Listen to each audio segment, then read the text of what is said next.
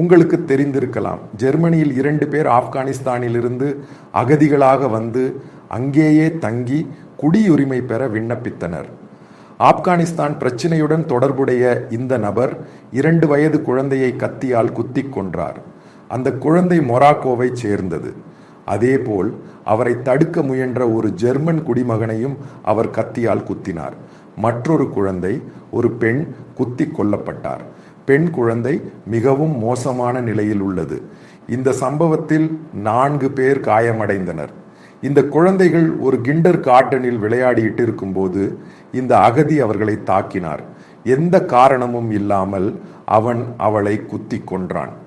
இந்த சம்பவத்திற்கு பிறகு ஜெர்மனியில் அகதிகள் கொள்கை மற்றும் பாதுகாப்பு அச்சுறுத்தல்கள் குறித்து பெரிய விவாதங்கள் எழுந்துள்ளன.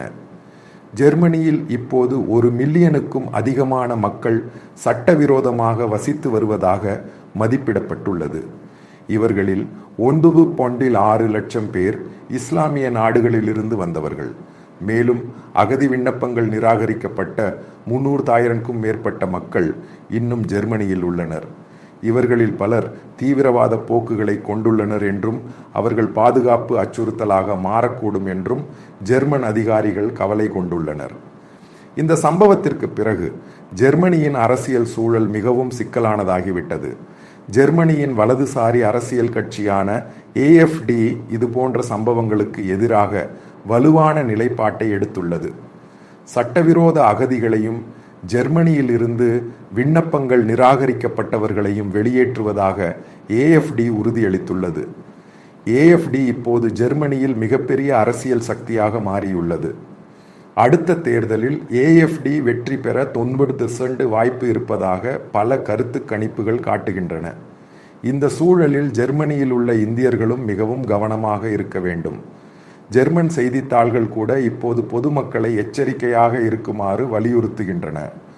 சட்டவிரோத குடியேறிகளிடமிருந்து தாக்குதல்கள் எந்த நேரத்திலும் நிகழலாம் என்று அவர்கள் எச்சரிக்கின்றனர்.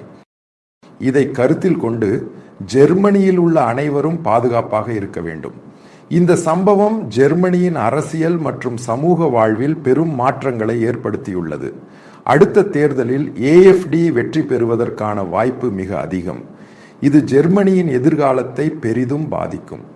இஸ்லாமிய நாடுகளிலிருந்து அகதிகள் மற்றும் மத தீவிரவாதிகளை ஜெர்மனியிலிருந்து வெளியேற்ற AfD கடுமையான நடவடிக்கைகளை எடுக்கும் என்று எதிர்பார்க்கப்படுகிறது. இதுபோன்ற சம்பவங்களுக்கு ஜெர்மன் அரசாங்கத்தின் அறிக்கைகளும் நடவடிக்கைகளும் தான் காரணம். மதரசாக்களை மூடுவது, முஸ்லிம் மசூதிகளை மூடுவது போன்ற அறிக்கைகள் அவர்களை பெரிதும் கோபப்படுத்தியுள்ளன. இதை கருத்தில் கொண்டு அங்கு சாதாரண மக்களை தாக்கும் வாய்ப்புகள் அதிகம். எனவே மலையாளிகளும் ஜெர்மனியில் உள்ள பிற குடிமக்களும் மிகவும் எச்சரிக்கையாக இருக்க வேண்டும்.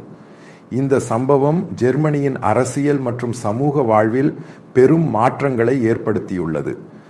அடுத்த தேர்தலில் AfD வெற்றி பெறுவதற்கான வாய்ப்பு மிக அதிகம். இது ஜெர்மனியின் எதிர்காலத்தை பெரிதும் பாதிக்கும்.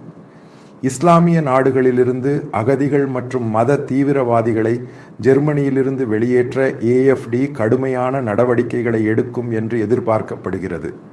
எனவே இந்த சூழலில் இந்தியாயர்களும் ஜெர்மனியில் உள்ள பிற குடிமக்களும் மிகவும் எச்சரிக்கையாக இருக்க வேண்டும். சட்டவிரோத குடியேறிகளிடமிருந்து தாக்குதல்கள் ஏற்படுவதற்கான சாத்தியக்கூறுகளை மனதில் கொண்டு உங்களை பாதுகாப்பாக வைத்திருக்க ஜெர்மன் ஊடகங்கள் பரிந்துரைக்கின்றன. இந்த சம்பவம் ஜெர்மனியின் எதிர்காலத்தை பெரிதும் பாதிக்கும் என்பது உறுதி. அடுத்த தேர்தலில் AfD வெற்றி பெறுவதற்கான வாய்ப்பு மிக அதிகம். இது ஜெர்மனியின் அரசியல் மற்றும் சமூக வாழ்வில் பெரும் மாற்றங்களை ஏற்படுத்தும்.